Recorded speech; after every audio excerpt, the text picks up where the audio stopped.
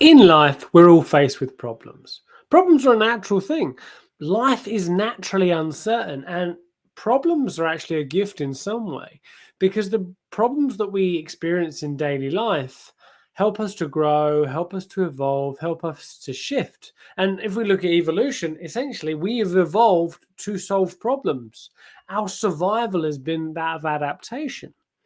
Now, when we actually come to solve problems, I'm going to posit that we've got a few standard ways that we go about problem solving, which have great advantages, but also in certain contexts can be more problematic and challenging. So I'm going to invite you, if you've got a problem, if you've got a challenge, or if you like problem solving, stay tuned because I'm going to show the 5 different ways you can look at dealing with problems. And I'm intrigued to see which one resonates most with you. So what I'd like you to do is when I go through these, if you feel this resonates, put in the comments what type you are. So when we think about problems, a lot of people think about it as like a block, a barrier, maybe something we can't get through. Well, let's just take that as an example, right? Let's imagine you've hit a brick wall. You feel like you can't go any further.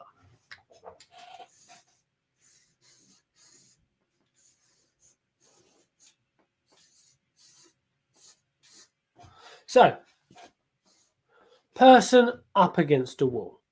So if we're to look at how we deal with this, if this is a wall that is a problem, how could we work it, negotiate it, and deal with it in order to get to the other side of it, overcome it, or maybe even, avoid it altogether? So there's a few different ways we can consider this, and each of these have different techniques. Now, there's a strong sort of like masculine sense within the personal development world about breaking through your problems, breaking through your challenges, breaking through your issues. So if we're to think about that relative to a wall, it's about going through something. Now, but the act of going through something, the act of making that needs to have, one, you need to be very forward thinking, but you need to be a very progressive individual.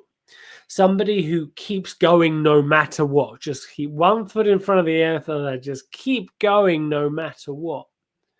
Now, that works if you've got a certain amount of endurance. You might want to push through. You may have seen some of these people, very forward thinking, very focused, very driven individuals who just push and push and push and push and push and push and push to get through, to get to the other side, to get what they want ultimately. But have you ever found that sometimes these people leave a little bit of destruction in their path? They piss people off, they upset people. And these things happen because if you are going to knock down a wall, things will come crushing down. So on the one hand, this can be quite a useful skill for endurance. People who are struggling with determination, people who are describing ultimately to get stuff done. One of the challenges in business is there is an element of a determination, a repetition, the ability to just keep moving forward, keep on going. Now, let's just imagine it wasn't a wall, but let's just say it was a swamp, or you feel like, I don't know, you're a little bit bogged down in it. There is an element of determination, essentially the power of will to just keep going forward. So the advantages of this is, okay, great, you can get through things. I mean, depending on how big the thing is, that's one option. But there are a few other options available to us. Now, one of the things that they talk a lot about within the corporate space is to understand why something is the way it is, understand the root cause, get to the bottom of things. And if you're the kind of problem solver who likes to get to the bottom of things, find that sort of root cause where it all comes from, you might dig down. People who dig down normally ask why questions. Why this? Why that? Why is that the case? Ultimately, we're looking to dig down to the foundations, tunnel our way through, to speak. The Great Escape just came to mind. Get to the other side.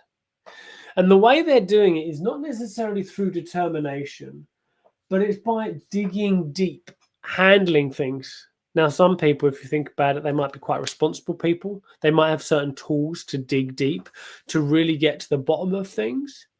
And then the idea is by getting to the bottom, we've got the foundations. We might even understand. We might have a deeper understanding than the foundations of the issue. And then we get up and we're on the other side of things.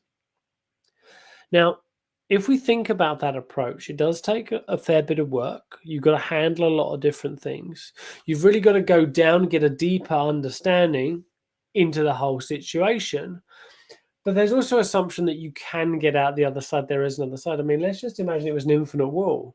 You might just keep digging, keep digging, keep digging, keep digging, keep digging, and you might find yourself in a low place. Have you ever seen those people who try and problem solve, or coaches and therapists? I've seen a few. They just keep asking themselves, why this, why that, why is this the case, why is my business? They just keep asking why and why and why and why and why and why and why, and they're digging themselves a really deep hole. So understanding why you've got a problem or an issue isn't necessarily a challenge, can get you the other side. But sometimes people can ask themselves why too much. You can ask too many questions to get a deeper understanding, which can ultimately leave you screwed and not solve your problem. So we've talked about breaking through a problem. We've talked about getting to the roots. There's another thing we can do. Just get over it. We can overcome our problems. Now, how do you overcome a problem? I mean, there's a few different ways. If you think about the workspace, how do you overcome a manager stopping you do something? Oh, you just go up. Now, that similarly has some consequences.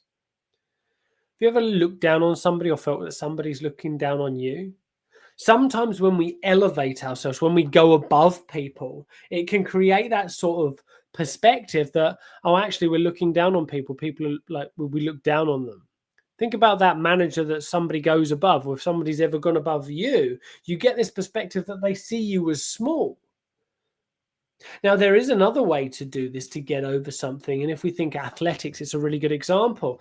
That I used to do the high jump when I was at school, running, jumping. There's a certain technique that, like, they used to do like the scissor kick, and then it turned into the Frosby flop, where you do like a little lean back. And I used to do that when I was at school. Now, there's a certain element that allows us to get over something. Now, there might be a lot of explosive action. You might be able to leap over something, but ultimately it can take practice and determination in order to get ourselves where we can actually get over something, or we can just make ourselves bigger than it, which has its pros and has its cons. Now, I might get the skills to get over it. I could take a leap. I could flop over it, but then what's my landing going to be like? And if we think about that as a real life problem, that's someone who trains, who works, who trains or works, who trains or works. They might be able to get over an objection, let's say in a sales call, but then they're faced with another problem on the other side that they didn't necessarily see. So we've talked about how you can push through problems, get to the bottom of them, or get over them. There is another methodology. Avoid it. One of my personal favorites. I like to avoid problems. Don't get me wrong, I love problem solving in coaching. But sometimes it's like, well, let's talk about the story. Tell me what happened. No, I just want to avoid the whole story. I want to find a different way to stop that problem from occurring. I avoid it. I avoid the standard narrative that people are using when I coach people to get over fears, phobias, and anxieties, things like that, because I come at it from a different angle. I essentially go around the whole problem. Now, this can be great, but ultimately you're ignoring the main problem, depending on situation. So for my own personal development, when I'm working on myself, when I have a block like that, my standard pattern is to avoid it, which procrastination, distraction, that's the whole thing. So if one of your problem solving methods is actually to avoid dealing with the main problem, speaking from experience, that can have some knock-on effects. We could also just ignore the problem altogether, is another one. We could look a different way, which is similar to avoid. Now, there are a few other ways to deal with this. There's a few other ways we can deal with it. But if we think about these are methodologies and how we can problem solve, we can start to consider how can we strengthen our skills in these activities. Normally, I personally dislike digging down. I feel it's very dirty work and it takes a lot of effort and it's not my thing. But if I'm aware of that, there might be some situations where actually digging deep could be useful. Might not be that pleasant, but it's a different way of problem solving. I'm actually taking action rather than just avoiding it. Breaking through or just pushing on or just moving forward has a certain muscle of determination, of resilience. Is that something you might need to develop?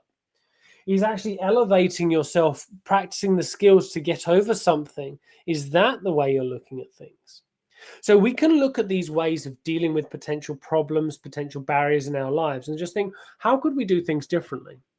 Because ultimately, all blocks, coming back to the metaphors of movement work, that sharpen metaphor and obstructions that you cannot or else.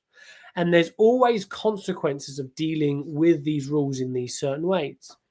If I'm working with a client and they want to do it a certain way, if I try and avoid it, they'll get annoyed at me by the process. If a client says that you can't do that and they're quite fragile about it, we could end up disrupting something quite painful. So these are considerations to have when you're looking at problems, considering problem solving. But there's one more thing that I want to highlight, one that's not necessarily on here. I worked with a woman and I said, okay, so how do you deal with these sort of problems in your life? She says, I just flow through them. And I was like, that's freaking magical.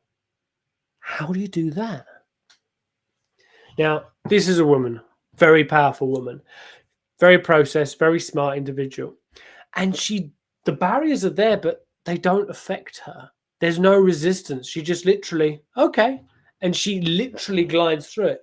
She's been to conferences where she hasn't had a speaker slot and she's been able to speak. She's got this thing of, she's got such a presence about her that allows her to do that. So it was quite interesting having this interaction because I've never thought about that as a thing.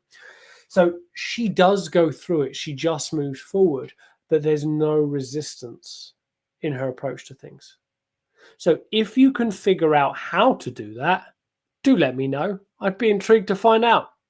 That's your Daily Dose with Dale. Write in the comments, what's your problem solving strategy? How does it show up for you? And as always, keep on taking steps and I'll catch you at the next one.